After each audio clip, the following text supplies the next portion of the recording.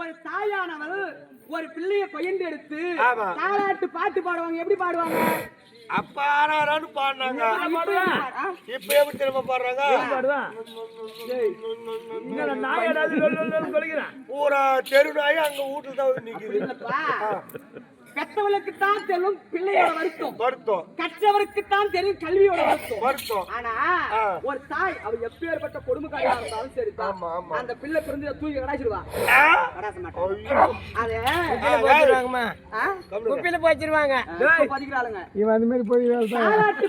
கையில தூக்கு ஆனா அந்த பாட்டு எழுதின ஆசிரியருக்கு தத்துவமா எழுதியிருக்காரு. முதல் ஜென்மத்துல ரெட்டியாரா இருந்தியோ, கவுண்டரா இருந்தியோ, நாய்க்கரா இருந்தியோ, வடையாரா இருந்தியோ, மகனே கண்ணே என் செல்வமே, இந்த ஜென்மத்தில் எனக்கு மகனாக வந்து பிறந்திருக்க கண்ணே மகனே, இதை யார் அறிறோ? தாய் சொல்ற வார்த்தை ஆறாரோ ஆறிரோ தான். இதுல எவ்வளவு பொருளை கடைக்கு வச்சிருக்காங்க. இந்த பாட்டு எழுதின ஆசிரியர் அடுத்த வரை எப்படி சொல்லிருக்காரு? எப்படி மாறி மாறி வரும் மானிட தேகம் மண்ணே நாளை அடிந்துமே போவோம். மாறி மாறி வரும் மானிட தேகம் மண்ணே மாறி மாறி வரும் மானிட தேகம் மண்ணே நாளை அடிந்துமே போவோம். மாறி மாறி வரும் மானிட தேகம் மண்ணே போவோம். மாறி முடாளாலே நமக்கு யோகோ ரக்கனவு போலே நம்மளும் போவோம். ஹரரி ஹரரி ஹரரி ஹரரி ஹரரி ஹரரோ ஐயா ஹரரி ஹரரி ஹரரி ஹரரி ஹரரோ ஐயாவுக்கு மாறி மாறி வரும் மானிடர் தேகம் மண்மேல் ஆளை அழிந்துமே போகும். இந்த மனுஷ பிறவி மனுஷனா பூமியில ஆணாக பிறந்தாலும் சரி, பெண்ணாக பிறந்தாலும் சரி, பிறப்பு ஒரு நாள் இருந்தா கண்டிப்பா இறப்பு ஒரு நாள் இருக்கும். எப்படி பிறப்பு ஒரு நாள் இருந்தா கண்டிப்பா இறப்பு. இறக்காதவர் யாரும் இந்த பூமியில கிடையாது. அதுதான் மாறி மாறி வரும் மானிடர் தேகம் மண்மேல் ஆளை அழிந்துமே போகும். நாறு முதலாளை நமக்கு என்ன யோகம் கனவு போல நம்மனும் போகும். செத்துட்ட பிற்பாடு இதோ முருகேசனையை இறந்துட்டாரு. அவர் உடலை என்ன பண்ணிருப்பாங்க? மயானக்கரைக்கு கொண்டு போய் புதைத்திருப்பார்கள், எரித்திருப்பார்கள். அந்த செத்துட்டு பார்த்து இந்த மனுஷ ஜென்மம் யாருக்காவது பயன்படுதா? இல்ல. அதுதான் நாறு முடலாலே நமக்கு என்ன யோகம் ராக்கனவு போல நம்மோடு போமா. இதெல்லாம் நினைச்சு பார்த்தா முத்துலிங்க ஒரு வேலை செஞ்சான். எப்படி? 12 லட்சம் ரூபாய் லோனை போட்டு திருக்கோயிலூர்ல லாஜில ஒரு ரூம் போட்டு 12 லட்சம் ரூபாய்க்கு குடிச்சே ஆயிடுச்சாமா.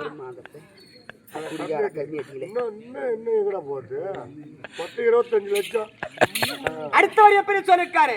மெய்யூர் இருந்தமே பையூரில் வந்தோம், பையூரில் வந்தோம் பூரிப்ப தந்தோம். மெய்யூர் இருந்துமே பையூரில் வந்தோம், பையூரில் வந்தோம் பூரிப்ப கண்டோம்.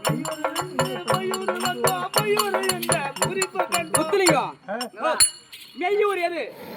மெய்யூர் அங்க சித்திலிங்க மடம். மெய்யூர் இதுனா மேலோகம். மெய்யூர் இருந்து பையூரி வந்தோம், தாயுடைய கிருபவனத்தில் வந்தோம்.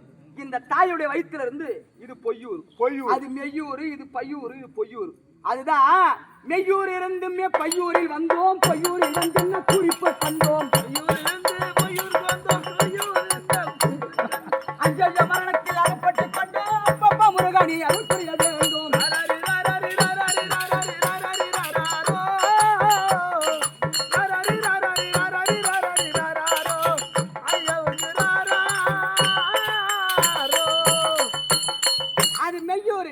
இது பையூர், இது பொய்யூர். பையூர் இங்க இருக்குது. தாயுடைய கர்ப்ப விருப்பத்தை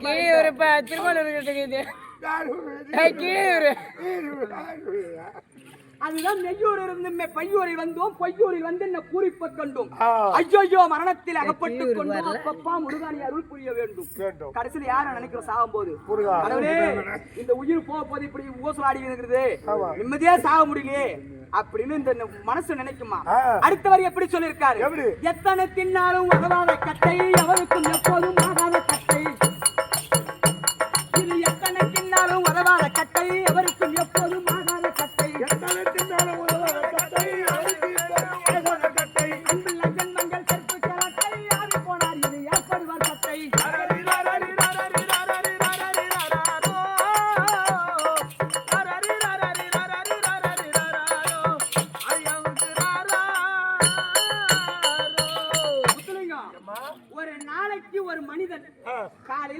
நைட்டு படுக்கிற வரைக்கும் என்னென்ன பொருள் சாப்பிடுறோம் சொல்லு பார்க்கலாம். ஐயோ அதை ஏமா கேக்குறேன். அவரே 12 மணி அப்ப அவனு பாக்குறான். போய் அப்படியே திருவுறான், அப்படியே குடிக்கிறான், அங்கேயே குடிக்கிறான். அந்த பாட்டில கொடுத்துட்டு 10 ரூபா வாங்கிட்டு வந்துடுறான். அந்த பாட்டில கொடுத்தா 10 ரூபாய். ஆமாடா எப்பாடி அதுக்கு முன்னே காடு மோடெல்லாம் கிடந்து. அதான் திருக்குறள் ராத்தபுரம் சுத்துறியாடா? அதான் திருக்குறள் ராத்தபுரம் சுத்துறியா? மனுஷனா பிறந்துட்டா கறியா சாப்பிடுற, மீனா சாப்பிடுற, அனைத்து வகையான பொருட்களும் சாப்பிடுற. உண்மைதான். ஆனா அந்த காலத்துல பெரியவங்க சொல்லி இருக்காங்க, மாட்டு சாணி எடுத்து வீட்டு மொழு சொல்லி. கண்டிப்பா. அது என்ன காரணம்? மாடு என்ன சாப்பிடுது? மாடு பில்லு தின்னுது, பள்ளி விளக்க மாட்டேங்குது, மூத்திரம் விட்டுட்டு அங்கேயே படுத்து கிடக்குது. ஒரு உதாரணத்துக்கு மாடு என்ன சாப்பிடுறது, நம்ம என்ன சாப்பிடுறோம்? ஏன் மாட்டு சாணி எடுத்து வீட்டை மொழுகுறாங்க? அதான் எனக்கு டவுட்டு. தவிடு தின்னுது, பில்லி தின்னு, எல்லாம் தின்னுது. நாங்க லட்டு சாப்பிடுறோம், ஜாங்கிரி சாப்பிடுறோம், நல்லா என்ன பிரியாணி பிரியாணியை சாப்பிடுறோம். அந்த சாணி எடுத்து ஊடு போய் வரீங்க, நாங்க எவ்வளவு சுவையா சாப்பிடுறோம். எந்த சாணி எடுத்து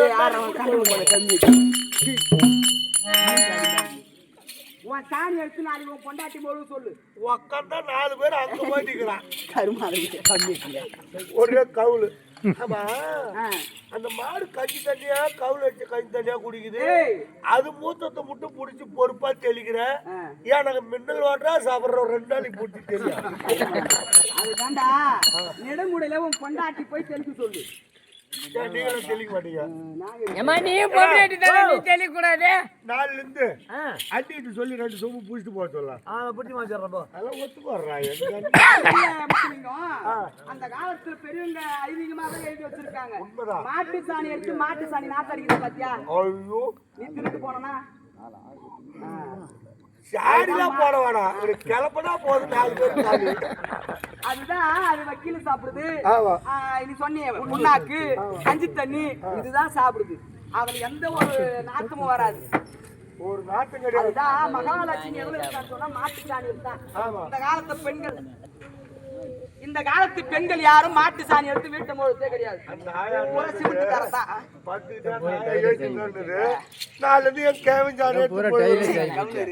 அப்படிலாம் கிடையாது. அதுதான் மகாலட்சுமி இப்ப பெண்கள் எல்லாம் மணி 5 மணிக்கு எழுந்து சாணமிட்டு கோலமிட்டு தினமும் விளக்கு ஏற்றி வைக்கணுமா? அப்படி விளக்கு ஏற்றி வச்சா மகாலட்சுமி வீட்டு. சரி மாமா.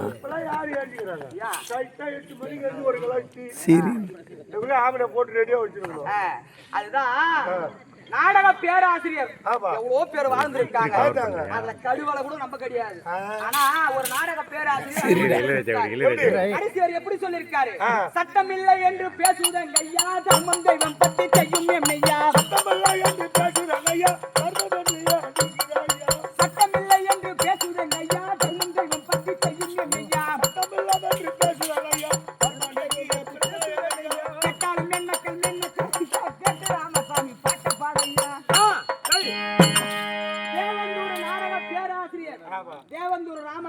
தேவந்தூர் நாடக பேராசிரியர் காலையில் ஒரு சீட்ல இது எங்கள்கிட்ட கொடு, கும்பல வரப்பட்டு பாருங்க. மரம் பண்ணி அவன் வேற பாவம் கொதாபடி ஆகும். ராமசாமி என்று சொல்லக்கூடிய நாடக பேராசிரியர் மனிதனுடைய வாழ்க்கை வரலாறு அனுபவிச்சு எழுதினார். ஆனா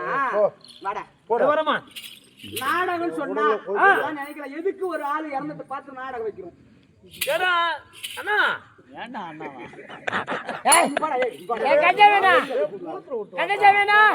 காசு அதிகமாகி போச்சுன்னு வச்சுக்கிறாங்க நாடகம். காசு அதிகமாகி போச்சு நாடகம் வச்சுக்கிறாங்க. மனிதனாக பிறந்துட்டால் செய்வது பாவமா அல்லது புண்ணியமா? பாவத்தை செய்யக்கூடாது, புண்ணியத்தான் செய்யணும். பாவத்தை அல்லதான் பாவத்தை செய்து பாட்டி நாங்களாம் ஒண்ணும் பாவம் செய்யல.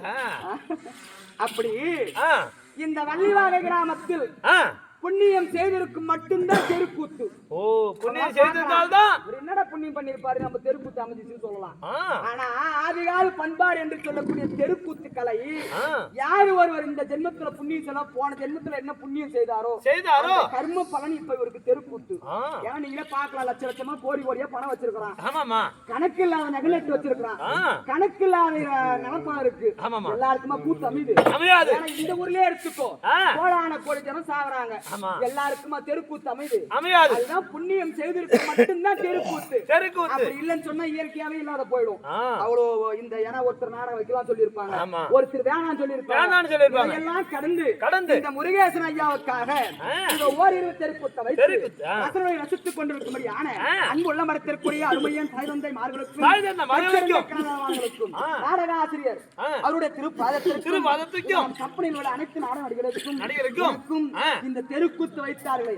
ஏன்னா இப்ப வந்து நாடக சீசன் கிடையாது, தை மாசம் பிறந்தாதான் அந்த நாடகம் 16 பேர் வயிற்று பொழுப்புக்காக இந்த முருகேசன் ஐயா பேரை சொல்லி காலைல 16 பேரா வந்துக்குது. நிச்சயமா தான் வந்து ஆமா. அப்படி இந்த முருகேசன் ஐயாவுடைய திருப்பாதத்திற்கும் என் மனம் கனிந்த வணக்கம். யாரம்மா நாட்டரசி என்ன இது விளக்கம்? யார் பேரு விளக்கமா எடுத்துக்கோ.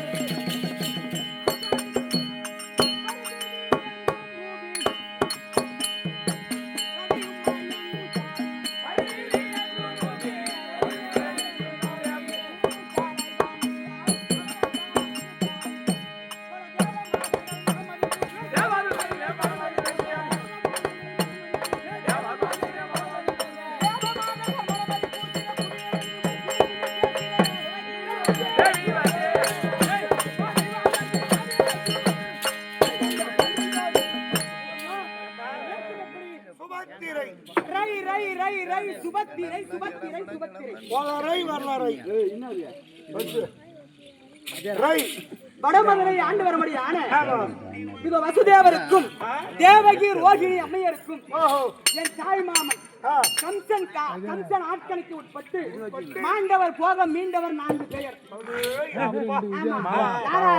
பலராம சக்கரவர்த்தி 1, கோபால கண்ணன் 2, சாத்திகை 3, இந்த சுபத்திரை 4. என்னடா சாதாரண பொம்பளை என்னடா 3 பேத்துக்கு ஒருத்தி என்ன சொன்னாங்க? 3 ஆளுங்க 3 பேருக்கு ஒரே ஒரு பொம்பளை. 3 ஆளுங்க 3 ஆளுக்கு ஒரு தங்கச்சி. தாங்குறியா? 3 ஆளுக்கு ஒரு தங்கச்சின்னு சொல்லிட்டு முன்னாடி எல்லாம் விளக்கம் பேர் மர பேசி கேட்டா. சரி ரைட். மடுபாட்ட பாலத்துல தான் கிடக்குறான். கேக்கேதான் நம்ம மெடிக்கு. பாருங்க.